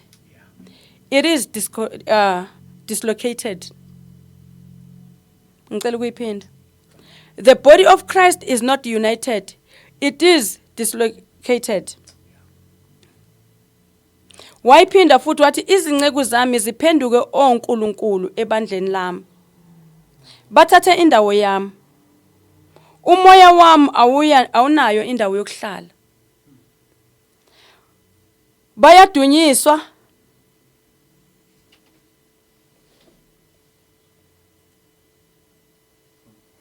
Funeka izibuko. Yeah. Uthi ke bayadunyiswa. Yes. Kangangokuthi noma sokuyisikhathi se-worship, they don't even stand up to worship the Lord because they are God themselves. Yabona. So la ekhuluma ngebandla ethi ibandla likaNkulunkulu umzimba yes, the body of Christ, there is no unity. It's dislocated. Uhlukene. Usethi ke babuza ukuthi yiliphi izulu abaya kulo. Ngoba izulu lilodwa. Wangibizela amagama amabandla baba. Wathi ibandla elithizeni lithandana lodwa. Ibandla thizeni lithandana lodwa. Ibandla thizeni lithandana lodwa.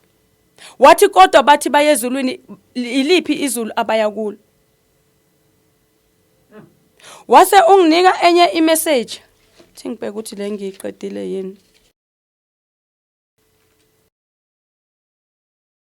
Wase unginika enye message baba. Ngolunye usuku. Kule message bengiku prayer yami yantambama. Wase unginika imessage wathi ibandla lami lipakishile. Wangibonisa ivision yesuitcase. Wathi umuntu mayezohamba yazilungiselela apakishe. Wathi go and tell them to unpack those bags. I'm talking about the church. Wathi ibandla lami lipakishe inzondo. Lipakishe inhlebo. Lipakishe ukungaxoleli. Lipakishe ukungathandani. Lipakishe igreed. Lipakishe ukunganakekelani. Wazibala izinto esizibakishe. Wathi go and tell them to unpack and seek my face. Wathi ngoba uma ngibuye ngizolanda ibandla bazomangala because of the things abazipakishile. Baba, this is so serious in a way that I cried. Because ngibuka ukuthi sisesikhathini whereby the Lord can come at any time. Yet umoya kaNkulunkulu usakhalela ukuthi umzimba wakhe awuhlangene. So kuneverse baba elijwayelekile ebengifisa ukuthi silifunde but ngiyacanga ukuthi ngenxa yesikhathi kodwa abazalwane ngiyacela ukuthi balifunde. Asingalifunde mama selithi. All right baba. Singaliyeki. Okay, ngicela silifunde la. Go 1 Corinthians izwi nje abazalwane abalazi kakhulu kodwa ngiyacabanga ukuthi kunento uNkulunkulu afuna ukuyambula. Yes. Angiphathise yona la. And I pray, Holy Spirit, that your children may hear your voice as you want them to. Yeah. And listen to your word as you want them to listen to. Balizwe ngendlela ubaba osemazulwini afuna ukuthi balizwe. Yes. Amen.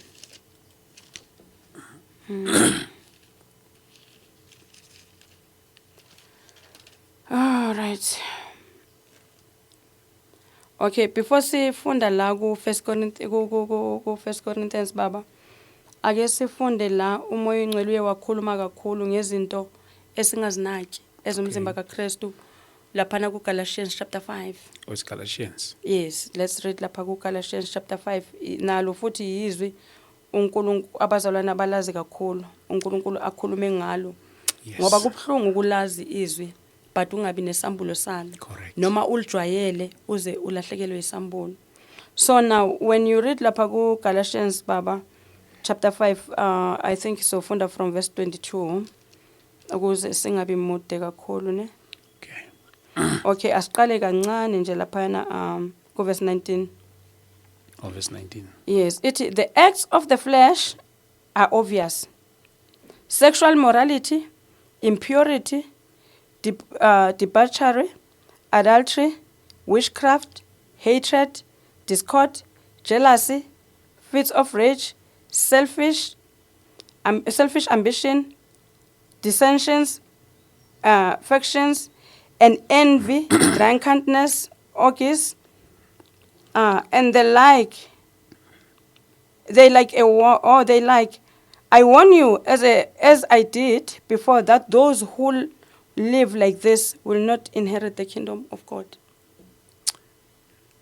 isiZulu ithi kepha imisebenzi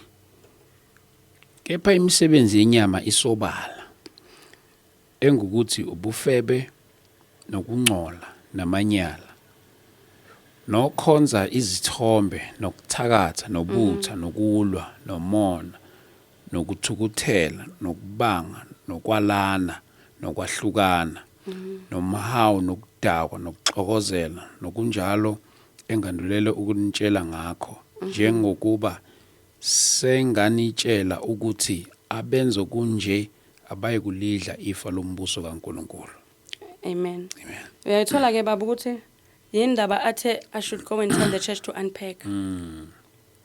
Because ebandleni uNkulunkulu ukhala ngokuthi lezi zinto zikhona, and clearly level lokugcina it's clear ukuthi those who have those things they shall never inherit the kingdom of God. So now uma wena umntana kaNkulunkulu usazonda ulinde yipi rapture? Uma umntana kaNkulunkulu ungaxoleli, umntana kaNkulunkulu uthi uNkulunkulu ya understand ukuthi uyafeba, zonke lezi zinto ezibalela iliphizulu yakulo. And then when we read, we continue, it speaks about the fruits of the spirit, right? Yeah. It's verse 22, but the fruits of the spirit is love. This message is more important and serious than church can think of. Kunento enye realize baba ukuthi malithi lenkosi laphana ku Matthew 25 ikhuluma about 10 visions. Bese ikhuluma about laba abayi5 abayiwula nalaba abayi5 ababehlakaniphile. Ukuthi ngenxa yobude bendlela ibani zihambe ezaphelelwa amafutha. Yeah. But this is the right time for the church to go and oil your lamps. Maziphelelwa amafutha ibani abazalwane sahamba ngokujwayela. Ngenxa yobude bendlela angisoli umuntu. But azibuye emasisweni because siphila esikhathini esenzima. Awungafica lesikhathi sokubuya kwenkosi ekubeni kusanezinto that we have stored in your bag. Your traveling bag is wrong, yet you are waiting for rapture. So lithi lenkosi ke, the fruits of the spirit is love, joy, peace, forbearance, kindness, goodness, faithfulness, gentleness, self-control. And then literally, against such things, there is no law. Those who belong to Christ Jesus have crucified the flesh with its passions and desires. Literally, lenkosi baba, be ye holy, for I am holy. The Lord Jesus Christ is coming for a holy church.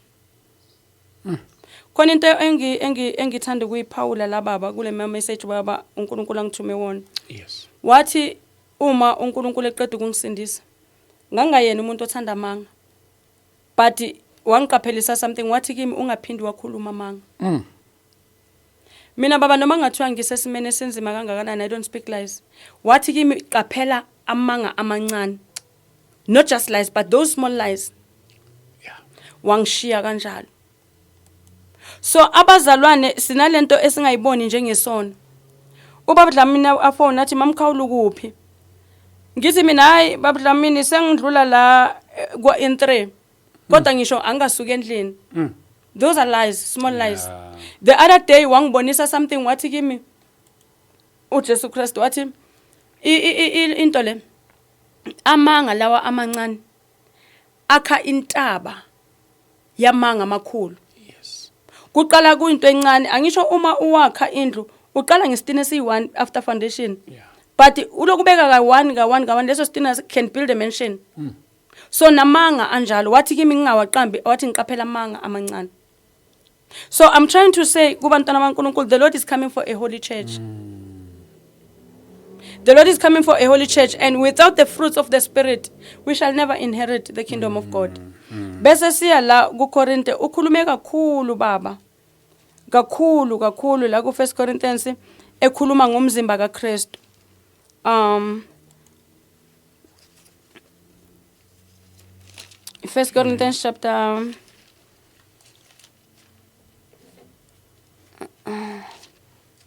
sengivalile again.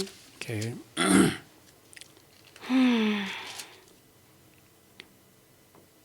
Yes, chapter 12.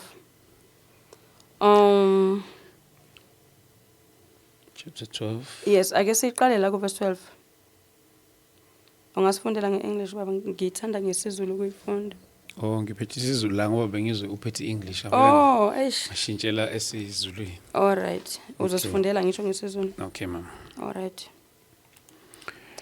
Ngokuba njengomzimba munye kepha unezithelo eziningi Yes. nezitho zonke zomzimba nokuba ziziningi zingumzimba munye unjalo ke uKristu ngokuba ngamoya munye thina sonke saphaphathiswa sibe mzimba munye noma singamaJuda noma singamaGreki noma siziqila noma singabakhululekileyo thina sonke saphuziswa umoya munye. Yes. Qhubeka baba. 14 ngokuba umzimba awusiso isitho esinye kodwa eziningi. Uma unyawo luthi lokhu ngingesiso isandla angisikho okomzimba nokho liyikho okomzimba noma indlebe ithi lokhu ngingesilo iso angikho okomzimba nokho iyikho okomzimba. Uma umzimba wonke ubuyiso ukuzwa ngabe kuphi na? Uma wonke ubungukuzwa ukunuka ngabe kuphi na? Kepha kalokhu uNkulunkulu umisile izitho zonke yileso naleso emzimbeni ngokuthanda kwakhe. Uma kambe zonke ziyisitho sinye umzimba ngabe uphi na? Kepha kalokhu izitho ziningi kodwa umzimba munye. Yes. 21. Awungifundele lapha ku 23 baba. 23. Nalezo zitho zomzimba ezingathi zidelelekile kunezinye yizona esizazisa kakhulu nalezo esinamahloni ngazo zihlonipheka kakhulu. Awume kancane ke lapho baba. Siseze kuyifunda ngeEnglish. Ngifuna ukuthi mina baba la uNkulunkulu ungiphelele ivesi emva ngizothini isixaka samhla ka-23 24 September. Angizi ukuphawula kakhulu ngalokho kodwa uJehova wasola kakhulu waze wangipha incwadi yakaDaniel chapter 9 ngalezo insuku lezo i-rapture ukubuya kaKristu ngokwe-rapture nokungabuyi kwakhe nama-dates nani into aye wanginika yona imessage ukukhuza ebandleni wathi kimi siwumzimba munye kaKristu. Ngizoyenza umzekelo bablamini. Uma ulimala isandla. Yes. Uma ulimala isandla lesi umzimba wonke wakho uyaqaqamba. Uba buhlungu. Awukwazi ukuthi ulimele isandla kodwa amanye amaphathi omzimba ebehleka. Kodwa ubona isandla nasi siqebhukile. Ulimele ngempela noma uphukile. So lithi lenkosi siwumzimba kaKristu. So now umoya engcwele into ayibuzile ukuthi umhleka kanjani umuntu oyilunga lomzimba wakho. Noma ngabe beka right noma ngabe beka wrong. Uyilunga lomzimba kaKristu. Uma bablamini umzimba kaKristu angeke sithole ubablamini ephethe isandla ezishaya. Akakwenzi lokho. Kungane ngashaya because siyilunga lomzimba owodwa sixhumeke kuKristu. Yes. So umoya engcwele into beyikhuza la ukhuza abazalwane abathathe lento bayenza into okuhlekisa. Yeah. Eish. Angikho kutheni abazalwane bamhla ka-23 24 ba wrong noba ba right. Kodwa ngizodeliver lento inkosi evula amehlo ibandla ngayo ukuthi siwumzimba kaKristu. Uma usindisiwe, uma ubabudlamini ekhulume into yangenzeka yini ekuhlekisayo wena? Mina njengoba ngize lamadodana baba wakwakhawula kanjeni. Uma omunye wamadodana wami ehamba ayoyenza amanyala ngaphandle, ngiyenza umzekelo, ngisho ukuthi abazalwane bayenzile amanyala, usehlazise isibongo sakwakhawula. Uma esehlazise isibongo sakwakhawula, abafowabo sokumele bamqoqe babuye naye ekhaya. Uma manje abafowabo sebehlekisa ngaye ezizweni, ubaba ukhawula lo omyeni kumina obaba kubona, mayefika uzoshaya laba bebehlekisa ngaye kunalo ohlekisile. Because as umndeni wakakhawula sifihla ihlazo lasekhaya, we protect each other. Abazalwane bavula ama podcast, abazalwane bayahleka. Uhleka kanjani isitho somzimba oyiphathayo nawo? Inkosi yami. Eish. Uhleka kanjani? Iliphi ibandla uKristu azolilanda? Uhleka kanjani? Na inguzunga yenduku esweni lakho. Kodwa ubona lotho oluncane lusesweni lomunye. Kungani ukuthi ima esikhaleni umkhulekela ufuna ukwazi ukuthi kwenzakaleni? Uma kaNkulunkulu uyakhuluma. Na kunento engifuna ukuyichaza la baba. Uthi incwadi kaJoel mawufunda nencwadi yezenzo chapter 2 uthi kuzenzo ensukwini zokugcina ngizothululela umoya wami phezulu kwenyama yonke. Na into yenzakalayo baba. Remember that the enemy is the copycat of Christ. Yonke into usathana akakwazi ukudala. Yonke into uNkulunkulu ayenzayo usathana uyenza in his own way. So usathane naye uthululile umoya wakhe. That is why the rate yabantwana abathwasayo now inyukile. That is why i-rate yabantu abathandana ngobulili obubodwa inyukile. Because no Satan naye uthululile umoya wakhe omdaka from the marine kingdom. So now lesi isikhathi sokufezeka kwemibhalo neziprofeto. Ngithanda le verse lithi baba kunezitho zomzimba ezibukeka zi-disgrace.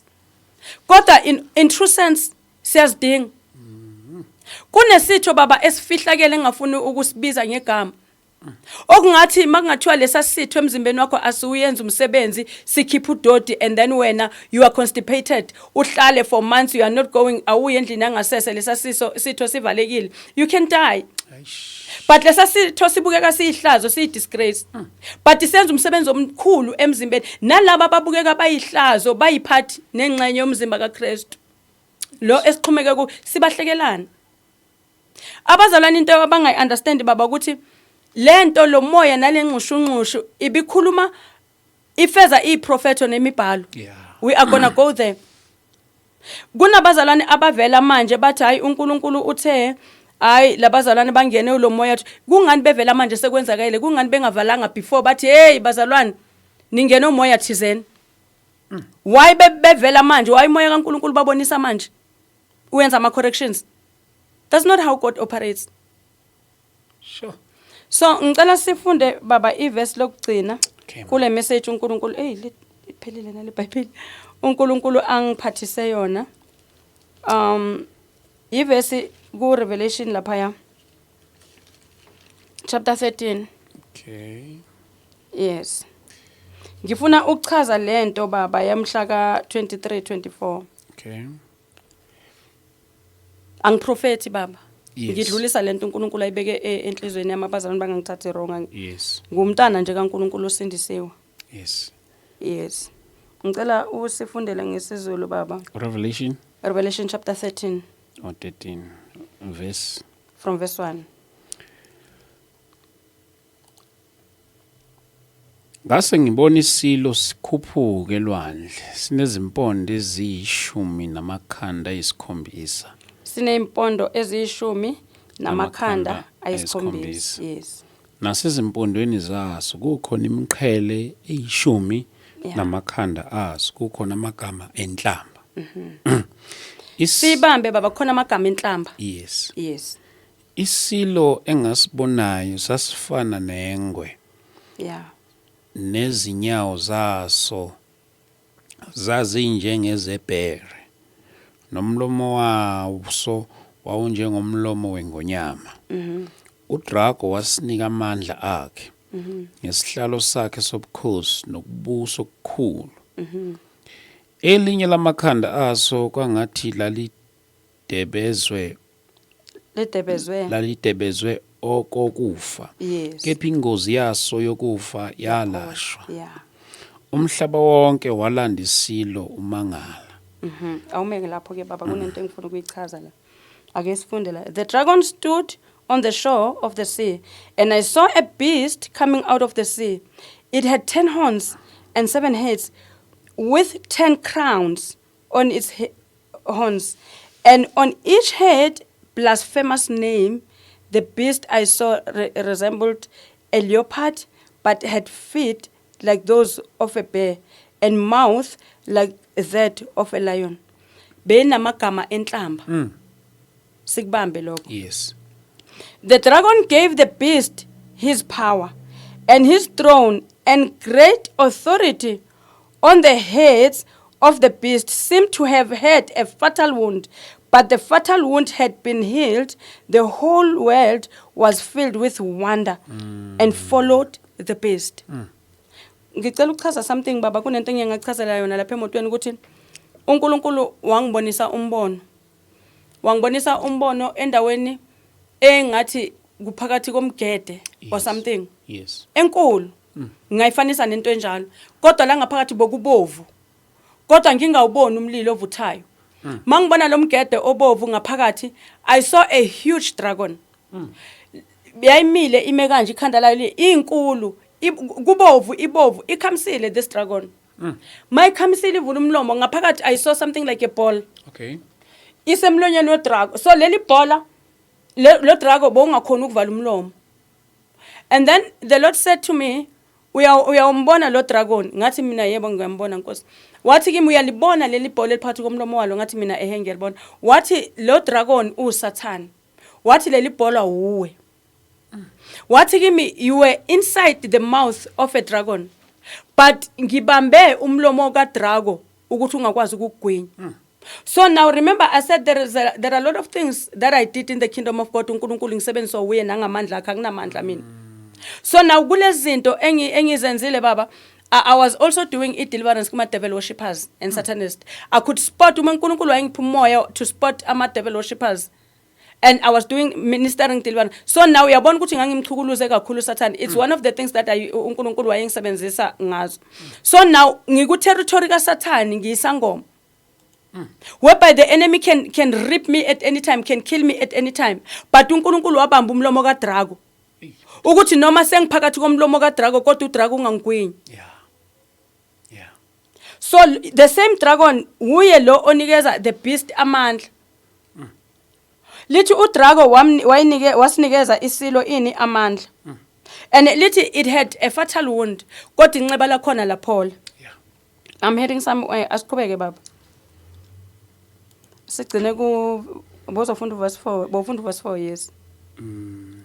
Okay. Okay. People worshipped the dragon because it had given authority to the beast. And they also worshipped the beast and asked, who is like the beast? Who can wage war against it? Ubani ofana nesimo nesilo ubani ongamelana naso. Lithi izlenkosi abantu badumisa udrago. Badumisa nesilo ngoba udrago wayesiphilisilo amandla. There's a secret lapho baba. Uma kungathiwa udrago uyavela manje, ngisho nomuntu ongasindiswa ngeke azamkhonza. Eish.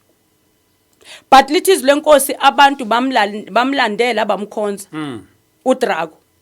Bakhonza nesilo esasiphiwe amandla udrago. In other words, labantu barojiwe ukuthi bakhonze lo drago. Abamkhonzi with their full mind and with their knowledge and with their understanding ukuthi manje siyamkhonza. Enkosi yami. And lithi isilo sasidwenguliwe. Uma kuvela umuntu odwenguliwe noma isilwane esidwenguliwe angeke uze usikhonze. Yeah. Knowingly. So there has to be some manipulation nokurojwa. And isilo already is there. Udrago uSatan. Yes. The beast is there. Abantu bayasikhonza. Lithi izlenkosi bathi ubani ongafana nesilo na. Now you go to internet baba, abantwana bethu bafunda ngesilo, bafunda ngeAI. Bafunda ngeAI, uthola abazalwane sibuza kuAI, uthola abazalwane mhla kuHeritage kuvela abantwana abagqoka imvunulo abakhandwe ngeAI. That's blasphemous. emehlweni kaNkuluNkulu. Kusho ukuthi kuyenzwe into efana nomfanekiso oyenziwe uNkulunkulu ukuhlambalaza ini igama likaNkulunkulu. Uyayibona lento leyo. So now abantu bayayikhonza not knowing ukuthi it is the beast that has been given power by the dragon. Bambalwa baba bazongizwa ne. But I pray ukuthi uNkulunkulu abenze bezwe abantwana bakhe.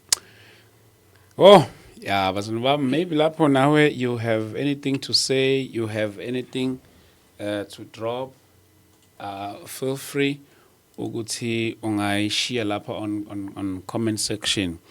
Yazi mama ukubuka ilokuzani yethu indlela esesihambe ngayo.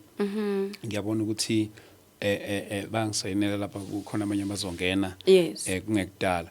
But ngicela ukubathembisa abazalwane ukuthi asiqedile. Yeah. There is still more to share, there is still more to say. Yes. Yes, I think mom should go mele sifike ekseni. Sivele sithatha ilanga lonke. Alright. Sivele nje sifike ekseni, sithatha ilanga lonke. But nje ngizothanda mama ukuthi just for today mhlambe ke sibambe nje khona la mama ukuze uNkulunkulu sizokhona ukuthi siqhube kahle indaba yethu sikwazi ukuthi siyawenza part 1 siyawenza part 2 njalo njalo lapha until sifika la esifika khona ngeke ngabe ngenzi iphoti ngaba necala enkosini uma engathi hayi siyayivala asizukuqhubeka kuyomela siyiqhubeze mama but nje just for today mhlawumbe mama your closing words and then ebese sikwazi ukuthi sibekele lo nyusuku. Amen baba siyabonga kakhulu. Ngiyabonga nje nami ithuba ongiphe lona. Ngibonge kakhulu no baba uNkulunkulu ngithuba ngiphe lona. I-message engifuna ukuyipha abantu baba not abazalwane kuphela. Abantu bonke ukuthi uNkulunkulu uyabathanda abantu. Lithi lenkosi for God loved the world so much. Nawe othi inkosi uNkulunkulu akekho uyakuthanda. Uma uvuka emini ilanga likhanya zibuza ukuthi likhanyiswa ubani. That's right.